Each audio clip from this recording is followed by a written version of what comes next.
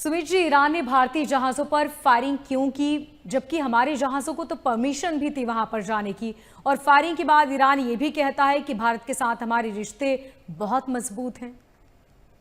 देखिए, ईरान की परिस्थिति वो है कि जिस घर का मुखिया स्वर्गवास हो गया है और भाई आपस में लड़ रहे हैं, भाई भतीजों में आपस में खूब विवाद चल रहा, मार कटाई चल रही है, वही परिस्थिति है।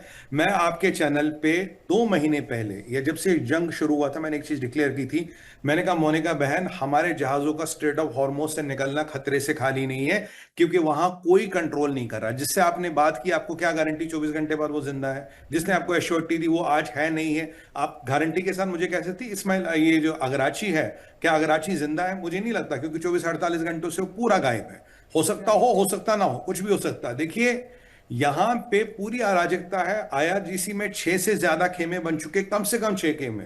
और जो इसको कंट्रोल कर रहे हैं उनका नीचे वालों पे कंट्रोल नहीं। जो लोकल कमांडर है वो अपने डिसीजन खुद ले रहा। अगर आप जहाजों के प्रकरण को देखिए, अप्रूवल लिया था, परमिशन ली थी, आईआरजीसी की नेवी के साथ कोऑर्डिनेट किया था। और जो वीडियो क्लिप्स आई है, हमारे जहाज कह रहे सिपाह नेवी, सिपाह मतलब आईआरजीसी की नेवी, भाई हमने आपसे अप्रूवल लिया, हमने आपसे कोऑर्डिनेशन किया, आपके बताए हुए रास्ते पे हम चल रहे हैं, आप हम पे गोलियां मत चलाइए। तो हमारी किस्मत अच्छी थी। मान लीजिए उन जहाजों में एलपीजी होती, मान लीजिए उन जहाजों में क्रूड होता, जहाज सौहात है, जितनी बिल्कुल। फायरिंग उनकी होगी है, जहाज सौहात है। और ये तब है जब हमने इनको, इस मुल्ला रेजीम को खाना भेजा, दवाइयां भेजी, जरूरत जिंदगी का सारा ह्यूमैनिटेरियन एड भेजा, तब भी मैं आपको कह रहा हूं, भारत जैसे देश पे बिना, एक्सेप्ट पाकिस्तान, कोई अटैक नहीं करता।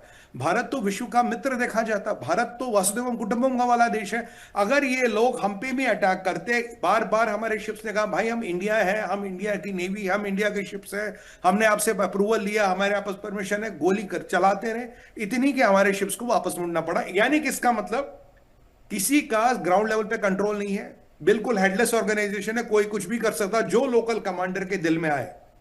मोनिका जी, वही होगा। आप ऊपर किससे बात करते रहे, किससे कुछ भी बात करते रहे, कुछ नहीं होगा। मुझे याद है आप एंकर थी और हम 22 शिपों की बात कर रहे थे। मैंने कहा, मोनिका जी, 2 इसलिए गए हैं, 20 इसलिए नहीं निकाले गए, बहुत रिस्क है। कोई आपको कुछ भी करता रहे, रिस्क असेसमेंट बहुत ज्यादा है। हम दो दो करके शिप्स निकाल रहे थे, ये भी दो दो शिप्स हम निकाल रहे थे।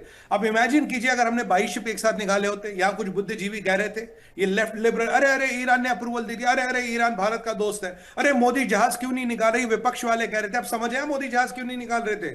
अब समझ आया दो दो करके जहाज क्यों निकाले जा रहे थे? अब समझ आया इंडियन नेवी और भारत की सरकार क्यों कॉशियस थी। ये सारे जिहादी है, इनका कोई धर्म ईमान नहीं है, किसी के नहीं। अपने 45,000 लोग मार मार के बैठे हैं। आसपास के सब मुसलमान कंट्रियों की ऐसी ऐसी कर ली। अरे हम तो फिर भी काफिर हैं, हम पे कौन सी रहमत करेंगे ये? मतलब आप देखिए, इस यहां कोई कंट्रोल नहीं है, पूरी व्यवस्था भंग हो चुकी है, पूरी अर्थव्यवस्था बर्बाद हो चुकी है। और ये आप बिल्कुल निर्णायक युद्ध चाहते हैं और भारत पे हमला करना। जिस लोगों ने आपके यहां दवाई भेजी, आपके यहां इमदाद भेजी, आपके यहां जरूरत जिंदगी भेजी, अरे यार उसको तो छोड़ देते। हमारा तो युद्ध से भी कोई लेना देना नहीं, हमने आपकी हर मदद की।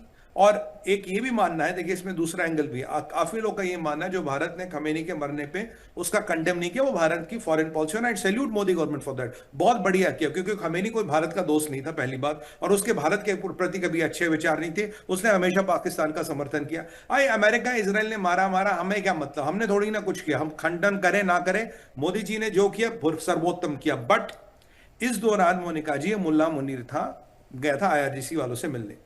काफी लोगों का मानना है, मेरा भी लगता है, मुझे ऐसा हो सकता है। देखिए, आईआरजीसी का एक फैक्शन है जो भारत को लेके, इस चीज को लेके नाराज है। मुल्ला मुनीर ने इनको भड़काया, इनको आग लगाई, कहता देखो भारत के शिप जा रहे हैं यार, तुम्हारे भारत के शिप जा रहे हैं, खमेनी मर गया, भारत ने एक लाइन नहीं बोली, तुम्हें अटैक करना चाहिए। क्या आईआरजीसी का एक तबका, एक सेक्शन मुनीर के बहकावे में आ गया, या पूरी ऑर्गेनाइजेशन ही रोग हो चुकी है? दुनिया भर के देशों ने अगर इन्हें आतंकवादी संगठन घोषित किया, ऐसे ही नहीं किया। मैं पीट हेगसेथ की एक बात कहना चाहूंगा, बड़ी अच्छी बात की उसने। अगर आपको स्ट्रेट पे कंट्रोल करना, आपके पास नेवी होनी चाहिए।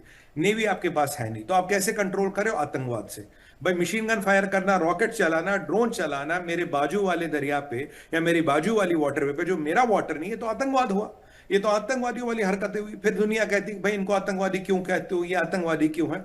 मैं आपको शुरू से कह रहा था, अगर हरे रंग की वर्दी आतंकवादी को पहनाए, 2-4 बिल्ले यहां टांग दे आईआरजीसी इत्यादि के, वो आर्मी नहीं बनती। आर्मी में डिसिप्लिन होता है, आर्मी में ट्रेनिंग होती है। मुझे बताइए, क्या ईरान के कहने की 1 पैसे की भी वैल्यू है?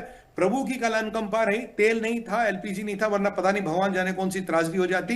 इन्होंने भारत का विश्वास तोड़ा है, इन्होंने सभ्यता का विश्वास तोड़ा है। अब देखिए, भारत भी अपनी रणनीति राजनीति बदलेगा, भारत भी अपनी विदेश नीति बदलेगा।